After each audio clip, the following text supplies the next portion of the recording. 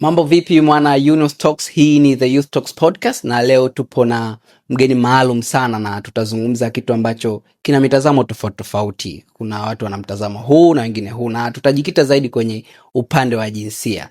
Sasa swali la leo tunauliza, je, kuwa kijana mwanamke kuna kufungulia milango ya mafanikio zaidi au kunaongeza vizingiti? Na leo tupo na Miss Mwahija Kisoma ambaye ndio atakuwa mgeni wetu wa leo na tutajadili kuona mtazamo wake ni upi, na wewe kama mtazamaji wetu utatupa mtazamo wako kwenye comment section, tujue wewe una mtazamo upi kuhusiana na mada leo. Karibu sana Mwahija. Asante sana. Jisikie uko nyumbani, hapa ni The Youth Talks Podcast. Kwa kweli, hapa niko nyumbani. Umependeza sana na ushungi wako huo. Asante sana. Wa shingapi?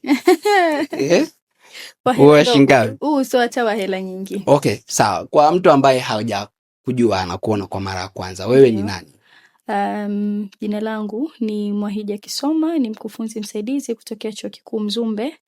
Lakini pia ni mwanamke kijana ambaye niko kwenye sehemu mbalimbali, ukizingatia kwenye sekta ya elimu, niko kama mkufunzi, lakini pia sana kwenye sekta ya michezo. Ni mwanamke ambaye naweza nikasema nimekuwa ni chachu kwa vijana wengi, haswa ambao mimi wananizunguka ikiwa chuoni pale, lakini pia kwa vijana wengine ambao wananitazama nje huko kwenye jamii, kama mwanamke ambaye ni wa mfano kwa vijana wengi. Kwa hiyo ninapenda zaidi nitambulike kwa mlengo huo. Kama mtu hanifahamu basi ajue kabisa kwamba akimuona Mwahija ameona fursa, ameona kuna kwa tukikuona tumeona fursa. Yes, fursa za hela au fursa sio tu fursa za hela, lakini tuseme kuna muda labda tu niseme jitihada na bidii binafsi ambazo nazifanya na harakati ambazo nazifanya ndani na nje ya ajira yangu, kwa sababu ni mwajiriwa, lakini pia nafanya vitu vingine mbali ya ajira. Kwa hiyo ndio maana nasema mtu mwingine akikuangalia basi atazame pia kama ni fursa. Ukiangalia safari yako mpaka hapo ulipofika, ndiyo, ni kitu gani ambacho unajivunia zaidi? Sana niseme ninajivunia ujasiri na kutokata tamaa, kwa sababu hivyo ndio vimekuwa nguzo kwa upande mmoja ama mwingine katika kuhakikisha safari yangu inaendelea ama inakuwa au nimefika hapa nilipo leo. Na vijana wengi wakaweza kunitazama na kuniangalia kama mfano wa kuigwa.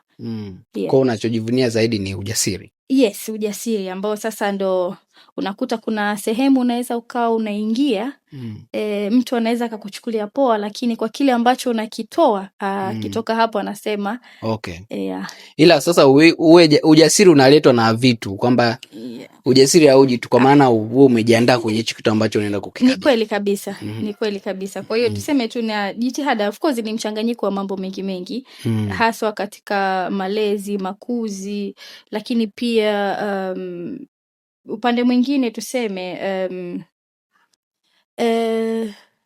maisha kijumla ambao mtu unaweza tuseme ninavyoishi ama ninavyojizunguka. Kwa hiyo mara nyingi vimenijengea uwezo wa mimi hata kuweza kusimama mbele za watu na kuweza kuwa nilivyo. Ndio. Ukiangalia kwenye safari yako, kuna wakati ambao kwenye shughuli zako ambazo umekuwa ukifanya, ndio, umeona kwamba kuna kitu, fursa, inaweza fursa au nafasi yoyote ulikosa au ulipata, ila ukaona kwamba hapa kwa kwangu mwanamke kumenifanya nikose au nipate hii fursa? Ni kweli. Ndio, zipo. Of course saa nyingine nakuwa sio vizuri sana kuzitaja, lakini tu niseme kama mfano. Ni kweli kuna sehemu unaweza ukaenda kama nilivyokuambia hapo awali, mtu akakuchukulia poa. Akasema kwamba huyu mwanamke labda kuna baadhi ya vitu anaweza asivifanye ama nani, lakini ukafika pale kwa jinsi ambavyo wenyewe wazungu wanasema una deliver. mpaka kila mtu anatikisa kichwa anasema huyu alikuwa wapi? Umeona unatoa vitu vizito. Yes. Kwa hiyo saa nyingine mtu anaweza kukujaji kwamba huyu ni mwanamke, afu ukizingatia miili yetu midogo midogo, kwa hiyo muda mwingine mtu anaweza yani hakuchukulii kwa kitu ambacho wewe uko nacho, ila cha kwanza ataangalia ni jinsia yako. Kwa hiyo ni kweli kuna baadhi ya sehemu hivyo, yani kama changamoto unaweza ukawa unapitia ukakosa fursa kwa sababu tu ya mtu juu ya mtazamo juu yako. Lakini baada ya sasa ya kupewa nafasi unaonyesha kwamba mimi niko vinginevyo. Kwa kwenye kwa mfano umesema hapo ulikuwa unafanya mambo ya riadha na ndio michezo. Kwa mwanamke mimi huku kwenye michezo niseme kumenifungulia fursa sana. Kuwa mwanamke, kwa sababu kutokana na jamii yetu iko kwenye mfumo dume. Hata kama tunasema tayari tumetengeneza hiyo watu kuelewa kuhusiana na mwanamke, lakini bado mfumo dume upo. Umeona na jamii kiujumla. Lakini kuingia hasa kwenye michezo kwangu mimi imekuwa ni fursa, kwa sababu sio wanawake wengi wanafanya kitu ambacho mimi nafanya. Umeona? Mimi tu sio nakimbia riadha.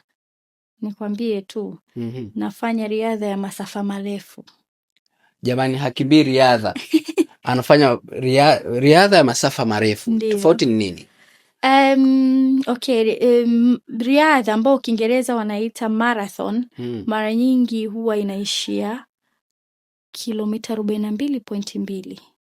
Kilomita 42.2. Yes, hapo ndio inaitwa full marathon. Full marathon. Alafu kuna hizi half marathon, kwa mfano itakuwa ni kilomita 21.1.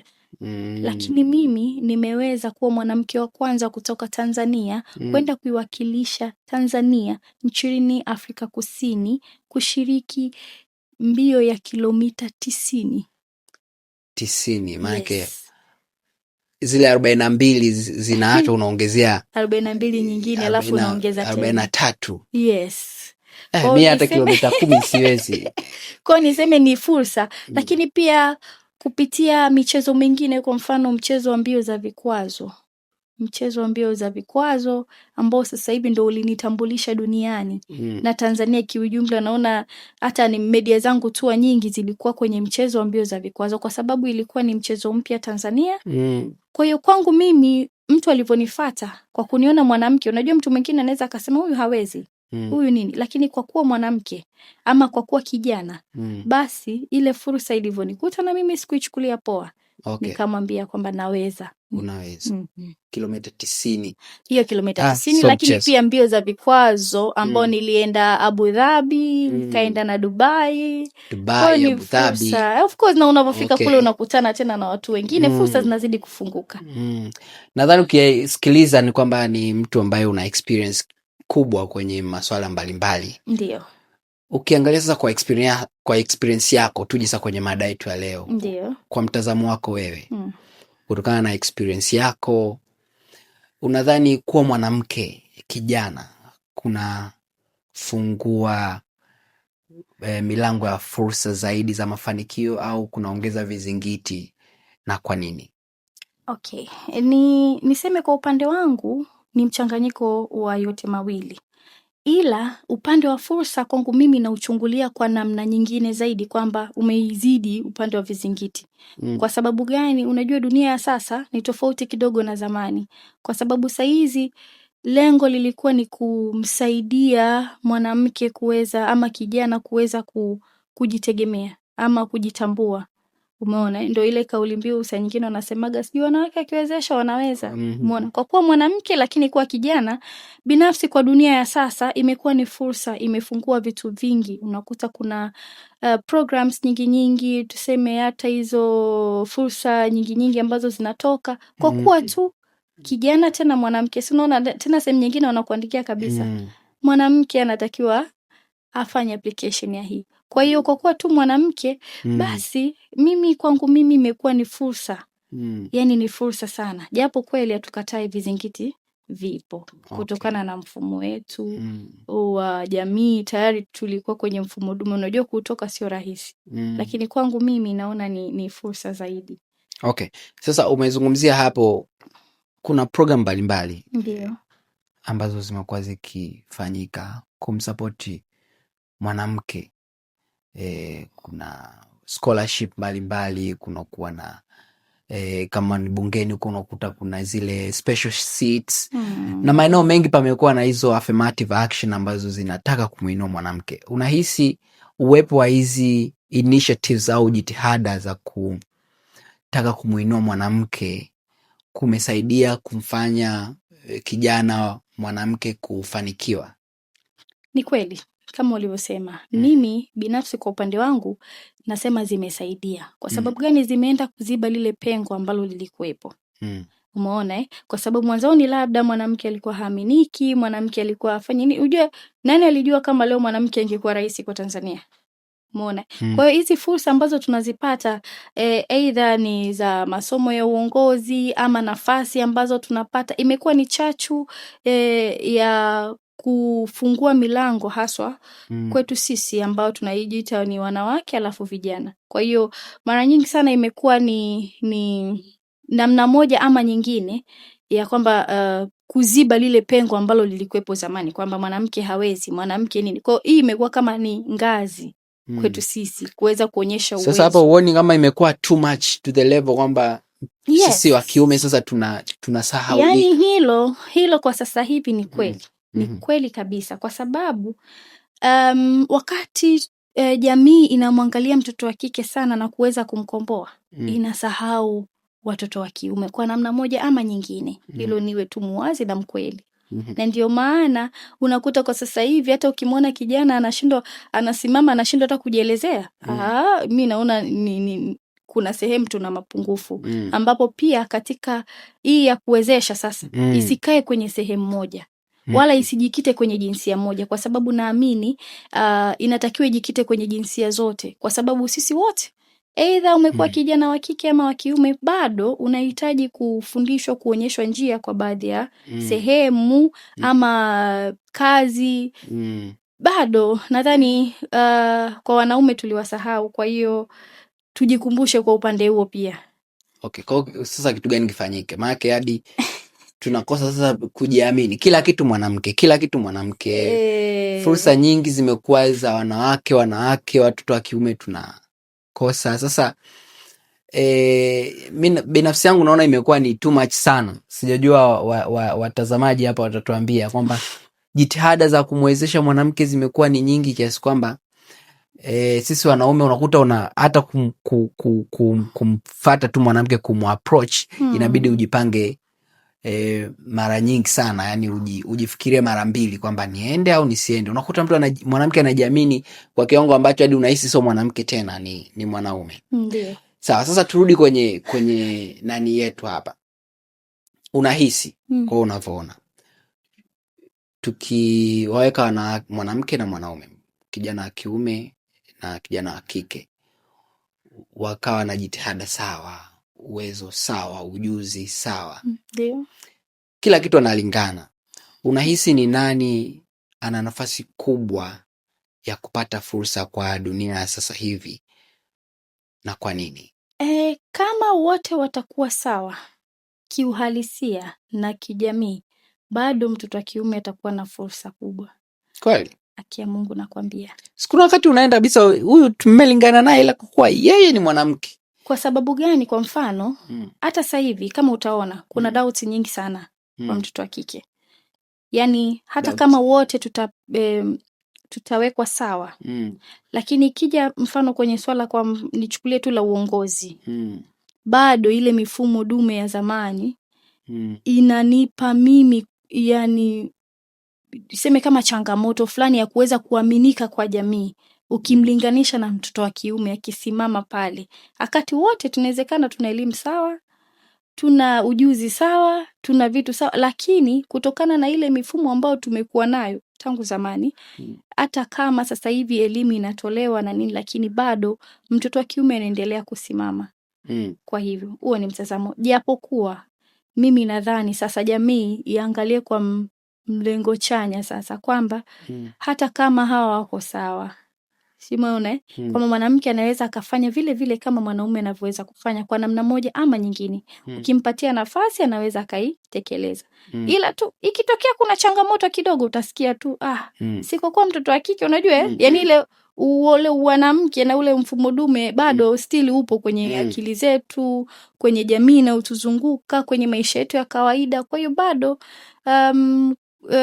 mimi naona usawa kwa namna moja ama nyingine kwa sasa hivi upo, lakini itakapokuja kwenye masuala ya fursa, kusema za ukweli, mi nakuwa tu muwazi kabisa. Kwenye swala la fursa, kwa kweli mwanaume akisimama na mwanamke, kuna uwezekano mkubwa kabisa. Sisemi kwamba ndo 100% kwamba itakuwa hivyo, lakini kuna uwezekano wa mwanaume kupata fursa zaidi ya mwanamke. Kwa hiyo itokee labda mwanamke na mwanaume wote ni madereva, ndio wana uwezo wa kudrive. Yes, kwa sababu si ndio wanaendesha basi, wameenda kuomba kazi, wana experience sawa, uwezo sawa, kila kitu sawa, kwamba mwanaume yule atachukuliwa kwa sababu ni mwanaume. Unajua, na changamoto pia za kike, watu wengine, mabosi wengine huaga hawapendi. Kwa sababu leo unaweza ukasema okay, huyu dereva, kwa sababu wewe hutakuwa na excuse. Umeona? Sitakuwa na excuse. Yaani hautakuwa na excuse. Tunaweza tukakata miaka 2 3 hutakuwa na excuse. Hamna mambo ya tumbo limeniuma. Yaani mwanamke labda leo tumbo limeniuma, kesho anaamka mood swings, lakini au ni maumbile ya kawaida. Kesho bosi anaanza kufokewa, anahisi mimi ndo mfanyakazi nini? Sasa hiyo ipo kwa sababu sisi ni wa kike na maumbile yetu ya kike. Kwa hiyo kuna muda mambo hayawi sawa. Japo sasa hivi mtazamo pia umebadilika. Wapo madereva wa kike. Wapo ni, lakini sasa utakuta kuna siku mtu anamwambia mimi leo siji kazini na kwa hiyo kwake bosi anaona hiyo ni changamoto, bora nimpe mtoto wa kiume ambaye hata niambia leo na kesho labda naumwa ama tumbo linaniuma ama sijui nina changamoto hivi. Umeona kwa bado. Sawa. Tuzungumzie hapa kwa wanaume. Ndio. Unahisi kuna maeneo ambayo vijana wa kiume wanakutana na changamoto? Ndio. Na unahisi hazipewi attention ya kutosha kwa upande wao? Yes. Ni kweli. Kuna maeneo ambayo kweli mwanaume hapewi. Kwa sababu gani? Kwa mfano, niseme, wewe mwanaume, jamii inakuchukulia kwamba unatakiwa uwe na nguvu, muda wote uwe sawa, usionyeshe udhaifu, usionyeshe nini.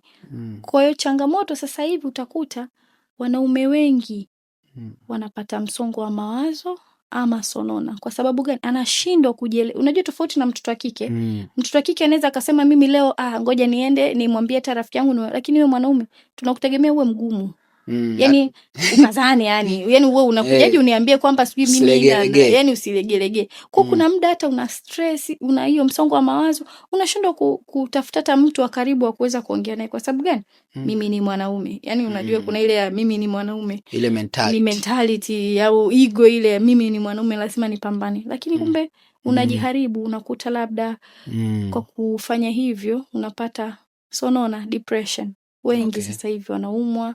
Au mama mwingine unaweza ukaingia kwenye uraibu, aidha madawa ya kulevya ama pombe, ukahisi labda huko ndo sehemu nyingine ambayo unaweza ukapata msaada, lakini kumbe nadhani kwa sasa umesema bado tuna mfumo dume. Ndio. Na kuna maeneo kama hayo, afya ya kijana wa kiume au mwanaume kutozingatiwa. Ndio. Na bado jitihada kubwa zinaelekezwa kwa mwanamke, kwamba tuseme mwanaume katelekezwa au kijana wa kiume katelekezwa, au ndo huo mfumo dume kwamba hayo ni maeneo ambayo mwanaume anaweza akayahendo, au vipi wewe unavyoona? Mimi nadhani tusiseme kama katelekezwa, bali kasahaulika. Ni tofauti kutelekeza na kusahaulika. Maana katelekezwa manake mtu ndo hautakiwi kabisa, unaachwa peke yako na nini. Kwa kutelekezwa ni lakini kwenye kusahau ina maana tunaweza tukakukumbuka. Umeona Kutelekezwa sio kama umemsahau. Yaani kitu unajua kinaendelea, lakini ila sasa bado hujakipa uzito labda. Yes. Sasa kikubwa zaidi tuseme ni kuweza kutengeneza huo uzito. Kwamba kama mwanamke tumeweza kumsaidia na kweli sasa hivi kanyanyuka. Kuna wengine wamenyanyuka hasa. Yaani wamenyanyuka bado mnatunyonya, yani mnaela, kwa mfano kwenye hela mnaela alafu bado mnachuna wanaume. Kuchuna ni kawaida. Ni unakuta yani kuna wakati unaona bisa mnafundishwa unyonyaji. Sio miradi sio unyonyaji. kuwezeshwa, yani ni kufundishwa namna ya kunyonya wanaume. Jamani. Kwani Kweli. hiyo ni kunyonya? Ndiyo, kwa sababu kwa mfano ukimsikia Baba Levo siku moja bungeni alikuwa anazungumzia, unakuta mwanamke ameolewa anaambiwa naye ajenge nyumba yake pembeni au afanyaje, kwa nini asishirikiane naye? Kwa unakuta na unakuta saa ingine ana kazi pia. Sasa hiyo mipango mitazamo ya familia ya familia au mwanamke kaharibiwa. Sasa sio kaharibiwa, yani tutaenda mbali zaidi, ila kawaida kabisa mwanamume lazima ujikite kwenye majukumu yako. Hata kama mwanamke wako ana kazi, unajua na saa nyingine nikwambie tu, kuna wanawake ambao wanawafichia hata siri waume zao. Wengi tu wapo. Yani kiasi kwamba hata mwanaume hana kitu, lakini mwanamke bado still anapambana nje ili nyuma mbele wewe uonekane kwamba mwanaume wangu ana kitu. Umeona? Lakini sio sawa kwa muda mwingine kusema kwamba mwanamke ana kazi ndo atimize majukumu yake kila kitu. Utamvalisha mwanamke suruali, kitu ambacho sio kweli. Wewe utakosa ile nguvu. Sio, umeelewa? Ndio maana mimi natamani mwanamume hata iweje, hata mke wako awe na hela kiasi gani, hata mwanamke of course atabaki kuwa mwanamke, hata ukija kwenye mafundisho ya dini. Sasa hapo unahisi wanawake na hizi initiatives zote zilizoanzishwa bado wanaamini kwamba wao ni wanawake, au kuna competition, kwamba kama imetengenezwa competition ya kwamba kuna mwanamke anataka kumzidi au kulingana na mwanaume? Yani sijui niekeje kwenye hilo swala la kuzidi na kulingana, kwa sababu ngoja nikwambie tu kitu kimoja, mpaka dunia inaenda kufika mwisho kutakuwa tu na usawa kwenye baadhi ya mambo, ila hatuwezi kuzidiana. Umenielewa? Kwa mfano unavyosema labda tuzidi ama tunani, mimi nabeba mimba, mimi mwanamke nabeba mimba, mwanaume hawezi kubeba mimba. Haya, ile mimba kulea anatoka pe nani ya majukumu?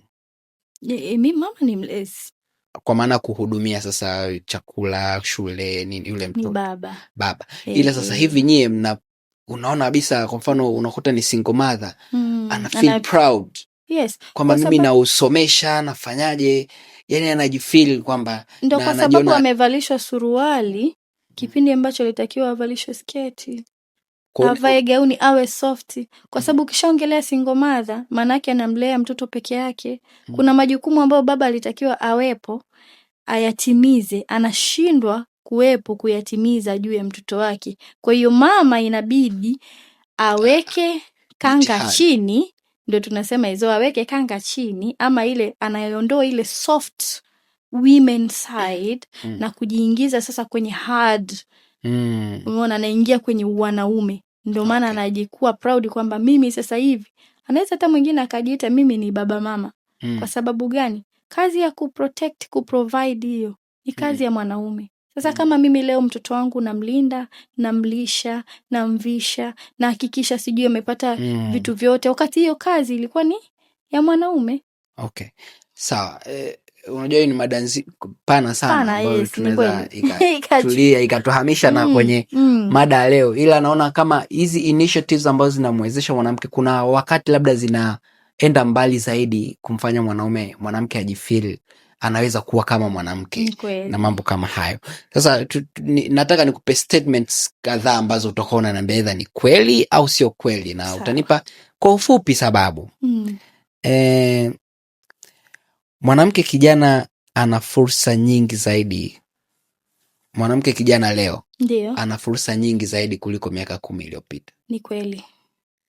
Ni kweli kwa sababu ya sera na tuseme ni kweli sababu hizo sera ambazo zimeundwa miaka ya hivi karibuni zinampa fursa mwanamke kuweza kuonekana, kuweza kujieleza, nampa mwanamke jukwaa, inampandisha ngazi, wenye hadhi. Kwa hiyo ni kweli. Okay. Ndio. Sawa. Anasema wakati mwingine jinsia inaweza kukupa fursa hata kabla watu hawajaangalia uwezo wako. Ni kweli.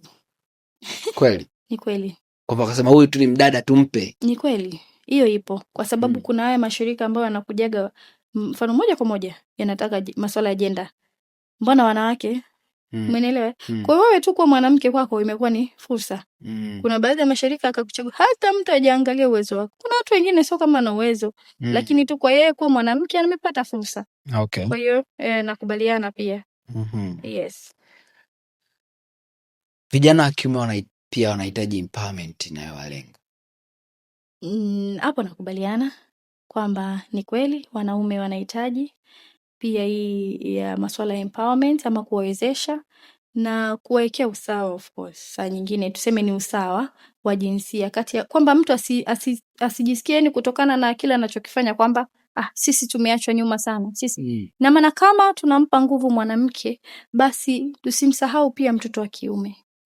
Ndio. Kwa hizo unahisi zimeshaanza kufanyika au bado? Zimeanza kwa baadhi ya sehemu. Kwa mfano mimi niliona Uganda nadhani. Kwa Tanzania bado wanafanya boot camp ya watoto wa kiume. Umeona? Ile boot camp ya watoto wa kiume peke yake maana yake ni nini? Wanawafua vijana kuweza kujinani. Wanawafua kwa sababu saa hizi unakuta jamii imeharibika. Kwa kuwa mwanamke ndo ana fursa nyingi. Au kikao cha wanaume. Hata na nyie mnatoka kwenye vikao, mnahamia kwenye vikao vyetu huku. Kwamba ndo huku sehemu ambazo fursa zipo. Yeah. Si ushanifahamu? Vikoba vile vikoba. Ila nyinyi mna heka nyingi. Tunaheka. Tukijisahau mnaweza mkatawala nchi nzima. Tushawatawala. Okay. Mafanikio hayana jinsia. Ni kweli. Mafanikio hayana jinsia, nakubaliana. Mafanikio yanategemeana na uwezo, maarifa ya mtu, juhudi ambayo mtu alionayo ndio itakupelekea wewe uwe na mafanikio. Sio jinsia yako. Kwa jinsia yako kwamba mtu akijiona yeye ni wa kike asione kwamba hana nafasi ya kufanikiwa au. Hapana. Yaani unaweza ukajiona ni wa kike, ukahisi kwamba huna nafasi, kumbe una nafasi kabisa ya kufanikiwa. Kwa jitihada zako, uwezo wako ndio utakaokupelekea uweze kupata mafanikio. Kuna fursa ambayo uliwahi kuipata, umepambana mwenyewe. Ndio. Ila watu sasa wanaokuwa wanasema huyu kapata tu kwa sababu ni mdada. Ni kweli. Ishawahi kutokea? Imewahi kutokea. Kwa mfano, nikichukulia tu mfano mimi nimeenda Dubai nikiwa mwanamke peke yangu. Sikuambatana na wanaume, sikuambatana na nani. Lakini ile sikuipata tu hivi hivi. Kulikuwa na jitihada nyuma ya pazia. Kazi, kujituma na nini, uwezo, kujithibitisha kwamba ninaweza. Lakini unakuta wakati uko kule na mtu anaona kabisa umeenda mwanamke peke yako. Unajua ile swali sehemu nyingi sana waliuliza, kwa nini umeenda wewe mwenyewe? Yaani kwa nini? Ila wanawake wengine waliomba pia. Walikuwepo kwenye mchakato. Okay. Lakini tu shida moja, ndio maana narudi kule kwenye jitihada, maarifa ndio yatakao kufanya ufike ama kushuka sehemu fulani ufikie mafanikio. Katika ile mchakato wengi walionyesha kurudi nyuma. Umeona? Kwa mfano unaambiwa tu labda unatakiwa ulete passport ukafanye 1 2 3. Wewe passport picha linaanza huna. Una passport. Una nani anakupeleka nje? Okay. Sasa fanya basi mchakato wa passport uweze kupata labda unaweza mtu akakutega tu, wengine ni mitego kwenye hizi fursa. Anaweza kuambia unaweza kujifanyia kitu gani? Mimi naweza nikakusafirisha kutoka hapa mpaka sehemu fulani. Unaweza kujilipia hata nauli? Umeelewa? Ana testi sasa uwezo wako. Utaweza ama unaweza kujilipia visa? Unaweza utayari wako. Je, uko tayari kuichukua hiyo fursa? Commitment yako. Yes, commitment yako kwenye hicho kitu. Kwa nyingi sana ndo hizo namba nasema sasa mwisho wa siku utajirudisha nyuma ukidhani kwamba ni mimi. Ila kule mbele haikuwa kwamba mimi tu nimeenda. Ni jitihada, commitment ambayo nilikuwa nayo na nilikuwa nasumbua kuhakikisha kwamba nipo, yani naenda. Kwa jitihada. Kwa tuonyeshe jitihada kwenye majambo ambayo tunataka yatokee. Yani, sasa kabisa. Najua umefanya vitu vingi. Ndio. Ni jambo gani ambalo ulitamani kulifanya au kulifanikisha ila unahisi kwa wewe kuwa mwanamke kulikufanya ukwame au kufanya usifikie hilo ambalo unataka kulifikia? Okay. Sijui niliweke kwa mlengo gani, Lakini binafsi natamani siku moja nami niwe kwenye meza ya wale wafanya maamuzi. Sawa, hayo ni matamanio yako. Kuna vitu ambavyo umetamani, okay, ulikuwa umepanga kufanya kitu fulani, Yes. ila ukakwama kwa sababu wewe ni mwanamke. Ishawahi kutokea? Ishawahi. Ipi? Iliwahi kutokea, ni kweli. Ndio maana nasema yani kuna muda mwingine unaangalia hivi unasema Mungu asante. Sio kwamba ni mimi binafsi siwezi kusema kama ni sikuchukulia negative. Wakati napata hizo changamoto kwamba za kuingia kwenye hizo sehemu ambazo mimi nafaa niingie, sikuichukulia kwa mlengo mwingine kabisa. Niliuchukulia very positive. Kwamba hebu ngoja nikajifue zaidi ili niweze kupambana na kuingia kwenye hizi sehemu ama kwenye hizi fursa ambazo mimi nazihitaji. Kwa hiyo sikukata tamaa. Okay. Kwa ulikosa kwa sababu wewe ni mwanamke au kwa sababu uwezo ulikuwa hauja kufanya ukidhi vigezo? Sasa unajua kuna muda mwingine ukiona umechaguliwa wanaume wawili, alafu na wewe mwanamke ulikuwepo, alafu kaachwa. Inawezekana labda ikawa ni uwezo ulikuwa chini. Okay. Lakini sasa kwa muda mwingine unasema labda kwa kuwa wale wenzangu wanaume. Sijui umeelewa. Inawezekana kabisa kwamba wewe haukuonyesha ule uwezo ambao wenzako wameonyesha. Kwa sababu wao ni wanaume. Kwa sababu wao wanaume labda wameonyesha kitu ambacho cha ziada, kama nilivyokuambia mafanikio ni uwezo binafsi, jitihada na maarifa yako. Lakini sasa unaweza kuwa mimi labda hazikufika, lakini kwa kuwa tu waliochaguliwa mbele walikuwa ni wanaume, kwangu mimi nilijihisi kwamba labda kwa kuwa mimi ni mwanamke ndio maana nimekosa. Lakini sasa hisia na ukweli wa mambo inaweza kuwa ni tofauti. Ni kweli. Sawa, asante.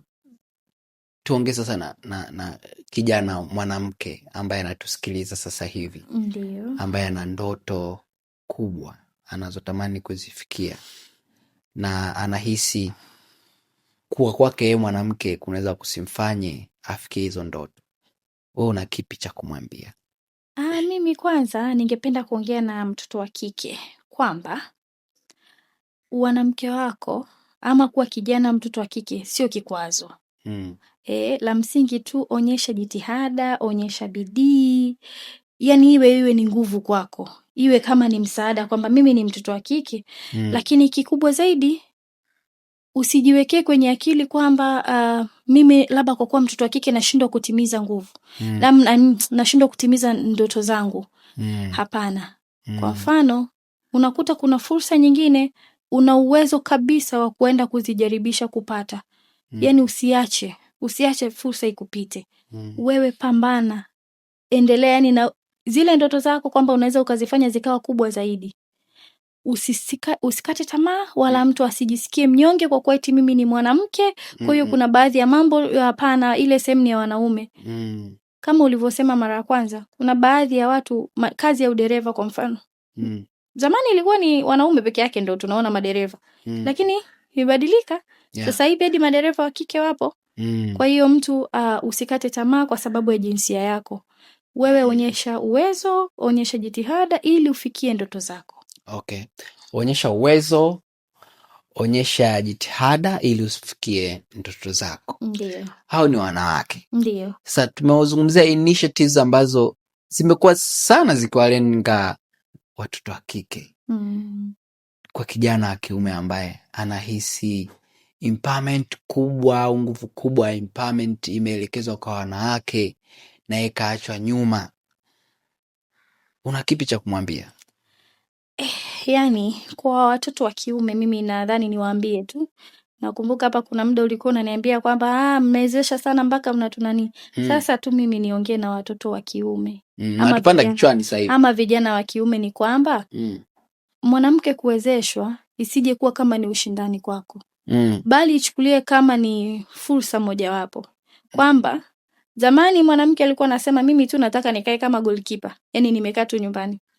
Simeelewa. Lakini unapokuwa na mwanamke ambaye anafanya kitu na wewe unafanya kitu, mwisho siku mnaleta kitu nyumbani. Yani wewe umepata nusu na mimi nimepata nusu, basi tunazichanganyisha.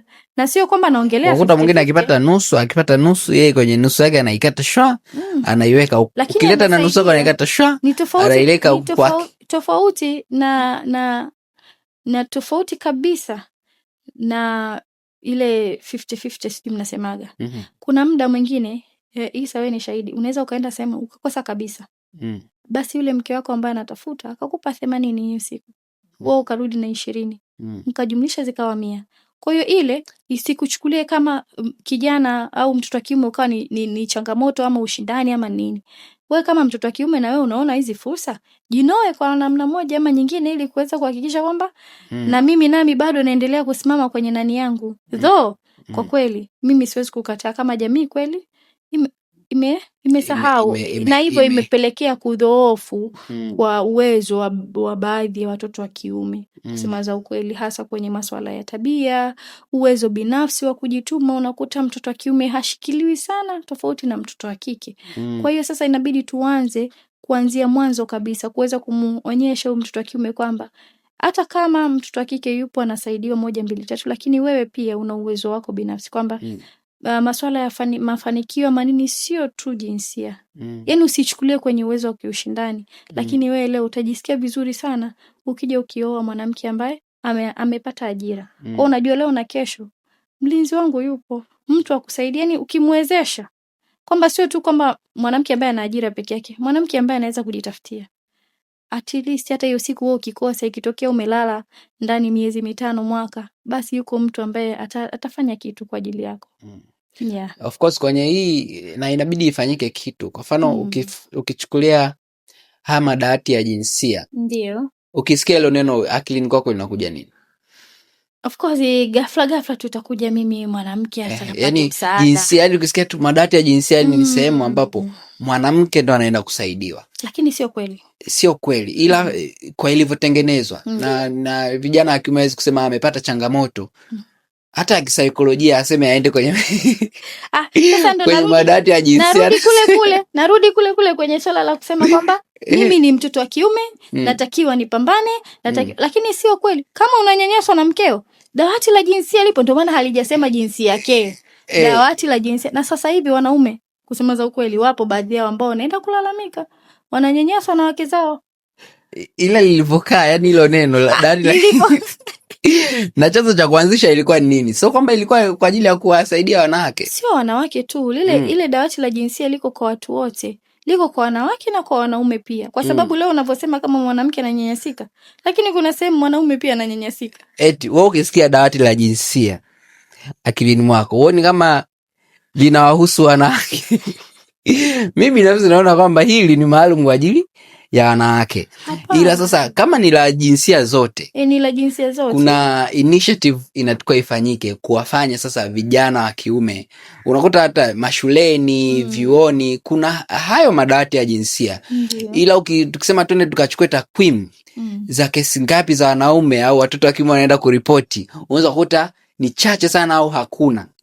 Na saa nyingine kwa mfano imeenda kesi ya mwanamke na mwanaume, akapewa nafasi zaidi mwanamke kuliko mwanaume, au wewe unaonaje? Of course kuna muda yani kuna muda akipelekwa pale kwenye dawati la jinsia, mwanamke anajisikia yupo nyumbani zaidi kuliko mwanaume. Lakini mimi nimeona kesi kabisa, kuna mwanamke alimpeleka mume wake kwa sababu pia nimefanya hizo kazi. Kwa bahati moja nzuri sema niliwahi kufanya hizo kazi kupitia mradi wa FHI. Sasa kuna baadhi ya watu hivyo, mwanamke alikuwa anataka kumdhulumu mume wake. Umeona, akampeleka kwenye dawati la jinsia. Lakini ilipofika kule, na wale watu najua wana uwezo wa kuweza kuangalia. Yaani ukiona mpaka mwanaume amekuwa upande wako, yani umekuwa upande wako, maanake wewe kuna baadhi ya vitu umeshindwa kabisa kuvitimiza. Ndio maana mkeo akaenda kule.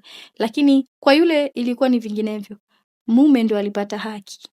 Japo alipelekwa na mke wake. Okay, asante sana. Hii ni The Youth Talks Podcast na mada leo ni tunauliza kuwa kijana mwanamke kunafungua milango zaidi au kunaongeza vizingiti? Tumemsikiliza Miss Mwahija Kisoma, ametueleza kuhusu upande wake anaonaje. Na wewe unaweza kutuambia kwenye comment kwamba unahisi kuwa mwanamke kunaongeza vizingiti au kunafungua milango zaidi ya fursa? tuambie hapo na sisi tutasoma maoni yako. Asante sana Miss Mwahija kwa kuwa na sisi. Asante kwa muda wako kutembelea Uni Youth Talk. Karibu sana. Kwa kweli nimejisikia faraja na of course yani nimehamasika sana. Na sisi tumefurahi sana kusikia kutoka kwako, kusikia maoni yako. Tuna mada nyingi za kujadili, mambo ya jinsia, madawati ya jinsia haya. Kabisa. Tujue tuna vitu vingi vya kujifunza kutoka kwake, kwa experience yake, na tukitamani kukualika tena kusikiliza kitu chochote. Usisite kututembelea. Nashukuru. Asante sana. Jamani, nikutakia siku njema. Usisahau kusubscribe. Asante.